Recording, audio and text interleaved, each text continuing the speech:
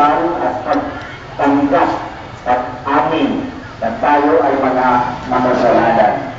At ating pagsisihan ang ating mga nating kasalanan at ibigay natin sa Diyos upang makamtan natin ang kanyang kapatawaran. All together, I confess to Almighty God and to you, my brothers and sisters, that I have sinned to my own fault, in my thoughts, in my words, in what I have done, in what I have failed to do. And I ask Blessed Mary, ever Virgin, all the angels and saints, and to you, my brothers and sisters, to pray for me to the Lord our God.